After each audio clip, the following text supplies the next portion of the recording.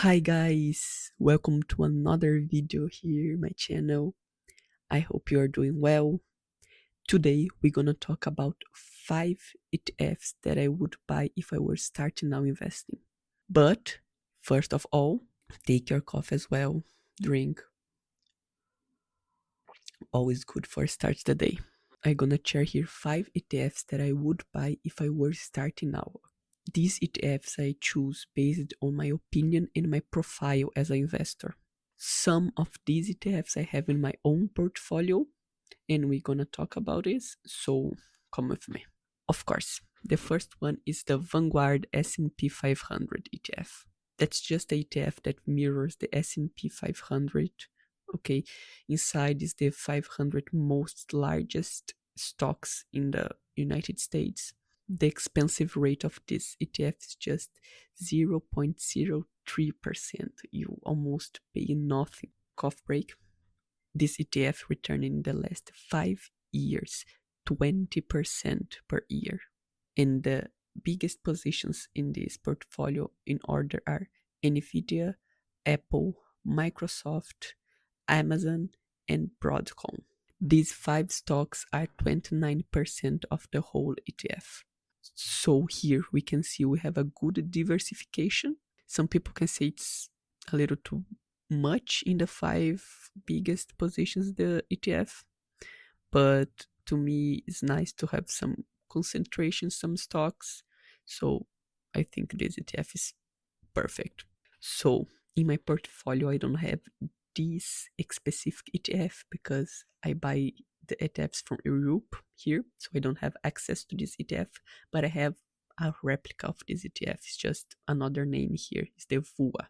So the second ETF is the Vanguard Information Technology. That's a ETF that invests in technology companies inside the United States. We know that technology companies have in the last few years returned massive earnings.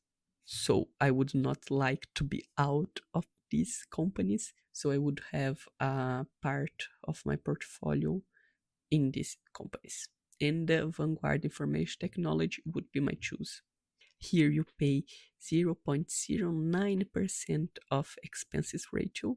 That's really good because if your expenses ratio is too big, then they are like eating a piece of your earnings in your returns every month or every year.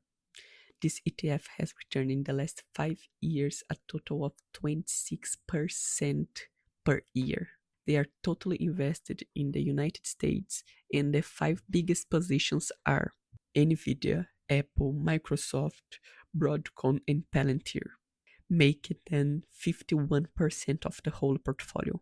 Here as well, I invest in another different ETF because I don't have access to this ETF here in Europe. So I invest in the KDV. Okay, that's almost the same, just here for Europe. Hi guys, I'm recording this part again because my microphone just disconnected in the middle of the video. Yes, so I will not let you guys with a bad audio. That's why I'm recording this part again, okay? So for our third ETF, I choose a dividend ETF, okay? I like to have some money coming from the dividends every month, maybe every quarterly. I think it's nice, you can see this dividend growing through the years, and it's a good motivation, gives you more motivation to continue investing. That's why I choose the Shelby United States Dividend Equity. They have a good portfolio of dividend payers, so the dividend yield in the moment is 3.75%. It's a good dividend yield for an ETF. The expenses ratio is 0.06%, and the 5 top stocks in this ETF are Cisco, Merck, MGM, ABVI, and Bristol Myers. These stocks compound 22% of the ETF, so it's a good and really diversified ETF. In the last 5 years, this ETF has returned 8.50% per year.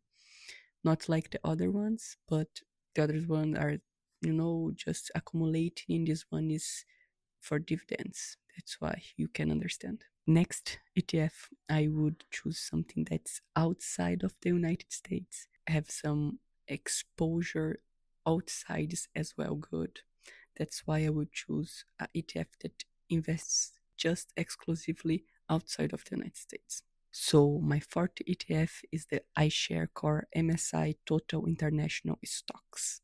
This ETF invests in Europe, emerging markets, everything, excluding United States. So the five biggest positions in this ETF are TSMC, Tencent, ASML, Samsung, and Alibaba. And those stocks just made 7% of the ETF. So it's really diversified in the whole planet.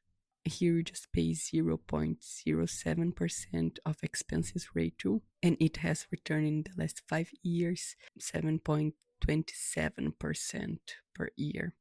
But the last 12 months it returned almost 30%. That's why it's nice to have this exposure. And last but not least, if you know me, and I'm almost sure that you already know what I'm going to talk about and what kind of ETF I'm going to choose. I'm going to choose a Bitcoin ETF. After everything that we already saw here in this channel, in the news, if you already did some research about Bitcoin, you know that you just can be out of this opportunity.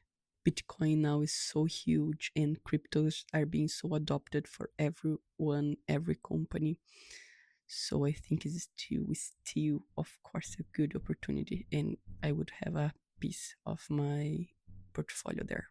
To this occasion, I would choose the iShares Bitcoin Trust. They are the biggest ETF. When we are talking about Bitcoin, they have around 700,000 Bitcoins in hold.